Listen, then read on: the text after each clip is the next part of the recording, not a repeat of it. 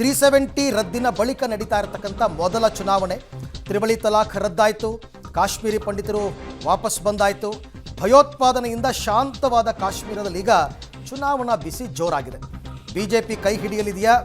JK ಅಭಿವೃದ್ಧಿ ಮಂತ್ರ ಅಥವಾ ನ್ಯಾಷನಲ್ ಕಾನ್ಫರೆನ್ಸ್ ಮತ್ತು ಕೈ ಮೈತ್ರಿಗೆ ಸಿಗುತ್ತಾ ಬಹುಮತ ಅಂತ? ಯಾಕೆಂದರೆ ಅವರಿಬ್ಬರು ಕೂಡ ಮೈತ್ರಿ ಮಾಡ್ಕೊಂಡಿದ್ದಾರೆ. ಇನ್ನು PDP ಜೊತೆ ಸೇರಿ ಬಿಜೆಪಿ ಒಂದ್ಸರ್ತಿ ಅಧಿಕಾರ ನಡೆಸಿತ್ತು. ಅಲ್ಲಿ ಮೆಹಬೂಬಾ ಮುಫ್ತಿ ಅವರು ಮುಖ್ಯಮಂತ್ರಿ ಆಗಿದ್ದರು. ಬಟ್ ಅದು ಯಾಕೋ ಅದು ಆ ಕಚ್ಚಾಟ ಹೆಂಗಿತ್ತು ಅಂತಂದರೆ ಕೊನೆಗೆ ಅವರು ಸರ್ಕಾರ ನಡೆಸ್ತಾ ಇದ್ದಾರಾ ಇಲ್ವಾ ಅಂತಲೇ ಅವ್ರಿಗೆ ಗೊತ್ತಾಗ್ತಿರ್ಲಿಲ್ಲ. ಕೊನೆಗೆ ಅದು ಕೂಡ ರದ್ದಾಯಿತು, ಅಂದರೆ ಮುಗೀತು. ಆ ಒಂದು ಕಾಂಬಿನೇಷನ್ನ ಜನ ಒಪ್ಪಲಿಲ್ಲ.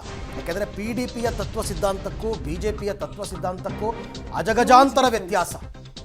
ಪ್ರತ್ಯೇಕತೆಯ ಕೂಗನ್ನು ಏಳಿಸಿದ್ದೇ PDP ಮತ್ತು ನ್ಯಾಷನಲ್ ಕಾನ್ಫರೆನ್ಸ್. ಹಾಗಿದ್ದಾಗ ಸಪೋರ್ಟ್ ಮಾಡ್ತಾರೆ ಅಂತ ಹೇಳ್ಕೊಂಡು ಬಂದಿದೆ ಬಿಜೆಪಿ.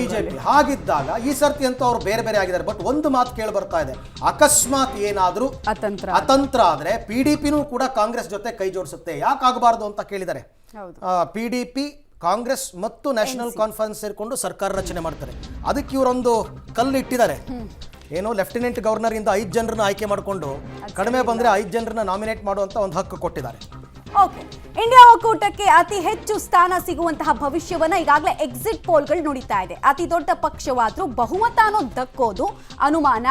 ಹಂಗಿನ ಸರ್ಕಾರ ಬರಬಹುದು ಅಂತ. ಜಮ್ಮು ಕಾಶ್ಮೀರದಲ್ಲಿ ಮಾತ್ರ ಕಮಾಲ್ ಮಾಡುತ್ತಾ ಅನ್ನೋ ಕುತೂಹಲ. ಬೆಂಬಲಿಗ ಪಕ್ಷದೊಂದಿಗೆ ಸರ್ಕಾರವನ್ನ ಬಿಜೆಪಿ ರಚಿಸುತ್ತಾ ಅಥವಾ ನಾನ್ ಬಿಜೆಪಿ ಗವರ್ನಮೆಂಟ್ ರಚನೆ ಆಗುತ್ತಾ? ಒಂದು ರಾಜ್ಯ ಹಲವು ಪಕ್ಷ ಕಿಚಡಿ ಸರ್ಕಾರದ ಮುನ್ಸೂಚನೆ ಈಗಾಗಲೇ ಕಣಿವೆ ರಾಜ್ಯದಿಂದ, ಅಂದ್ರೆ ಕಣಿವೆಯ ಕೇಂದ್ರಾಡಳಿತ ಪ್ರದೇಶದಿಂದ ಸಿಗ್ತಾ ಇದೆ. ಸಮೀಕ್ಷೆಗಳು ಏನ್ ಹೇಳಿದೆ? ಸೊ ಸಮೀಕ್ಷೆಗಳು ಪ್ರಕಾರನೂ ಇಲ್ಲಿ ಇರ್ತಕ್ಕಂಥ 90 ಕ್ಷೇತ್ರ, ಆಕ್ಚುಲಿ 87 ಇತ್ತು ಮೊದಲು. ಈಗ ಕ್ಷೇತ್ರ ಪುನರ್ವಿಂಗಡಣೆ ಎಲ್ಲ ಆದಮೇಲೆ 90 ಕ್ಷೇತ್ರಗಳಾಗಿದೆ. ಅದರ ಪ್ರಕಾರ ಬಿಜೆಪಿಗೆ ಸ್ವಲ್ಪ ಕಳೆದ ಬಾರಿಗೆ ನಂಬರ್ಸ್ ಜಾಸ್ತಿ ಬರಬಹುದು, ಬಟ್ ಬಹುಮತ ಬರಲ್ಲ ಅಂತ. ಇಲ್ಲೂ 46 magic number.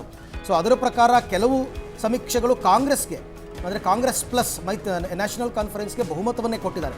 C voter 40ರಿಂದ 48, people's pulse 46ರಿಂದ 50 ಕೊಟ್ಟಿದ್ದಾರೆ. ಬಟ್ ಗೊತ್ತಿಲ್ಲ. ಆಮೇಲೆ ಇತರರು ಅಂತ ಒಂದಷ್ಟು ಹಾಕ್ಕೊಂಡಿದ್ದಾರೆ. ಅವರು ಏನು ಮಾಡ್ತಾರೆ ಅಂತ ನನಗೆ ಗೊತ್ತಿಲ್ಲ. ಅವರು ತುಂಬ ಸಂಖ್ಯೆಯಲ್ಲಿ ಸರ್ತಿ ಗೆಲ್ತಾರೆ ಅಂತ. BJPಗೆ ಏನಾದರೂ ಬಾರ್ಡರ್ಗೆ ಬಂದರೆ ಲೆಫ್ಟಿನೆಂಟ್ ಗವರ್ನರ್ 5 ಜನರನ್ನು ಈಗಾಗಲೇ ಆಯ್ಕೆ ಮಾಡ್ಕೊಂಡಿದ್ದಾರೆ. ಪ್ಲಸ್ ಇತರರು ಅವರು ಈ ಸರ್ತಿ ತುಂಬ ಗೆಲ್ಬೋದು ಅಂತ ಲೆಕ್ಕಾಚಾರ ಇದೆ. ಪಕ್ಷೇತರರು ಅಥವಾ ಸಣ್ಣ ಸಣ್ಣ ಪಾರ್ಟಿಗಳು ಅವರೆಲ್ಲರನ್ನೂ ಸೇರಿಸ್ಕೊಂಡು ಏನಾದರೂ BJP ಸರ್ಕಾರ ರಚನೆಯನ್ನು ಮಾಡಬಹುದಾ, ಆ ಸಾಧ್ಯತೆ ಇದೆಯಾ ಅಂತಕ್ಕಂಥದ್ದು. ಇವರಿಗೆ ತುಂಬ ದೊಡ್ಡ ಹೊಡೆತ ಕೊಟ್ಟಿದ್ದು ಕಾಶ್ಮೀರವನ್ನು ಬಿಟ್ಟು ಹೋದಂತಹ ಹಿಂದೂಗಳು ಅಥವಾ ಪಂಡಿತರು ಅಂತ ಏನು ಕರೀತಾರೆ ಅವರು ದೇಶದ ಮೂಲೆ ಮೂಲೆಯಲ್ಲಿ ಹೋಗಿ ಸೆಟ್ಲ್ ಆಗಿದ್ದಾರೆ. ಮೋದಿ ಕರೆ ಕೊಟ್ಟರು ಅವರೆಲ್ಲರಿಗೂ ಬಂದು ವೋಟ್ ಮಾಡಿ ಅಂತಂದ್ಬಿಟ್ಟು. ಬಟ್ ನಿರೀಕ್ಷಿತ ಪ್ರಮಾಣದಲ್ಲಿ ಅವರೆಲ್ಲ ಕಾಶ್ಮೀರಕ್ಕೆ ಹೋಗಿ ಮತ ಹಾಕಿಲ್ಲ.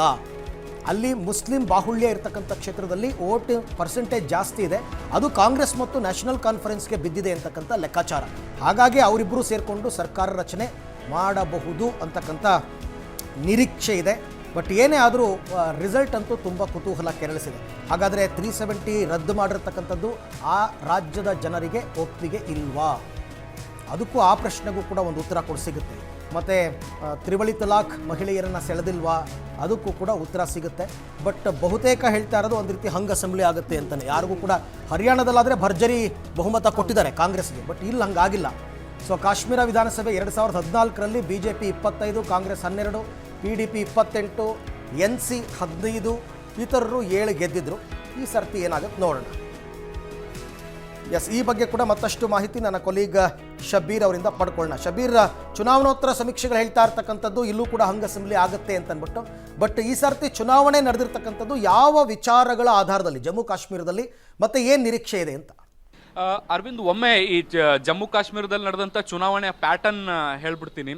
ಇಲ್ಲಿ ಸಾಕಷ್ಟು ಗೋಜಲುಗಳಿರುವಂಥದ್ದು ಬಹಳ ಸ್ಪಷ್ಟವಾಗಿ ಕಾಣಿಸ್ತಾ ಇದೆ. ಯಾಕೆಂದರೆ ಬಹಳಷ್ಟು ರಾಜಕೀಯ ಪಕ್ಷಗಳು, ಸ್ವತಂತ್ರ ಅಭ್ಯರ್ಥಿಗಳು ಈ ಬಾರಿ ಕಣದಲ್ಲಿದ್ದರು. ಹೀಗಾಗಿ ಜನರಿಗೆ ತಮ್ಮ ನಾಯಕನನ್ನು ಆಯ್ಕೆ ಮಾಡೋ ವಿಚಾರದಲ್ಲಿ ಸಾಕಷ್ಟು ಕನ್ಫ್ಯೂಷನ್ ಆಗಿರುವಂಥದ್ದು ಸುಳ್ಳಲ್ಲ.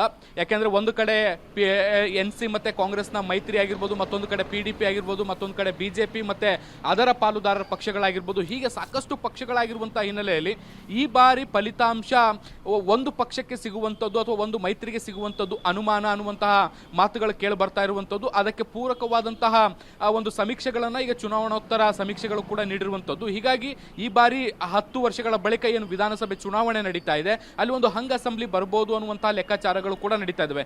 ಜಮ್ಮು ಕಾಶ್ಮೀರದಲ್ಲಿ ಸಾಕಷ್ಟು ಪ್ರಮುಖ ವಿಚಾರಗಳು ಈ ಬಾರಿ ಇದ್ವು. ಅದರಲ್ಲಿ ಮುಖ್ಯವಾಗಿ ಇರುವಂತದ್ದು 370 ಆರ್ಟಿಕಲ್ ಅನ್ನ ಏನು ರದ್ದು ಮಾಡಿತ್ತು ಕೇಂದ್ರ ಸರ್ಕಾರ.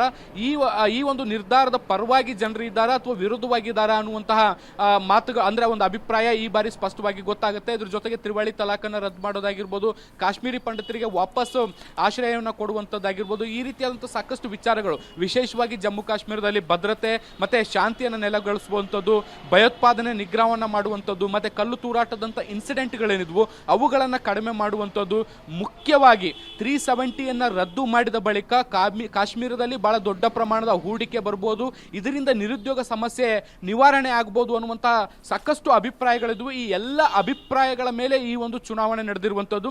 ಕೇಂದ್ರ ಸರ್ಕಾರ ಅಂದ್ರೆ ಬಿಜೆಪಿ ಸಹಜವಾಗಿ ಆ ಒಂದು ಅಭಿವೃದ್ಧಿಯ ಮಂತ್ರವನ್ನ ಇಟ್ಕೊಂಡು ಕಾಶ್ಮೀರದಲ್ಲಿ ಮತವನ್ನ ಕೇಳುವಂತ ಕೆಲಸವನ್ನ ಮಾಡಿದೆ. ಅದ್ರ ಜೊತೆಗೆ ತನ್ನ ಪ್ರಣಾಳಿಕೆಯಲ್ಲೂ ಕೂಡ ನಾವು ಗಮನಿಸಬಹುದು, ಸಾಕಷ್ಟು ಗ್ಯಾರಂಟಿ ಮಾದರಿಯ ಯೋಜನೆಗಳನ್ನ ಕೂಡ ಅಲ್ಲಿ ಘೋಷಣೆ ಮಾಡಿರುವಂತದ್ದನ್ನ ಕೂಡ ನಾವು ಗಮನಿಸಿದ್ದೇವೆ. ಆದ್ರೆ ಜಮ್ಮು ಕಾಶ್ಮೀರವನ್ನ 2 ಆಯಾಮದಲ್ಲಿ ನಾವು ನೋಡ್ಬೇಕಾಗುತ್ತೆ, ಒಂದು ಜಮ್ಮು ಮತ್ತೆ ಕಾಶ್ಮೀರ. ಹೀಗಾಗಿ ಈ 2 ಭಾಗದಲ್ಲಿ ಅಂದ್ರೆ ಜಮ್ಮುದಲ್ಲಿ ಬಿಜೆಪಿಗೆ ಒಂದಿಷ್ಟು ಅಡ್ವಾಂಟೇಜಸ್ ಗಳಿದ್ರೆ, ಕಾಶ್ಮೀರದಲ್ಲಿ ಸಾಕಷ್ಟು ಡಿಸ್ಅಡ್ವಾಂಟೇಜಸ್ ಗಳು ಕಾಣಿಸ್ತಾ ಇದೆ. Arvind, thank you. ತಮ್ಮೆಲ್ಲ ಮಾಹಿತಿಗೆ ಧನ್ಯವಾದ.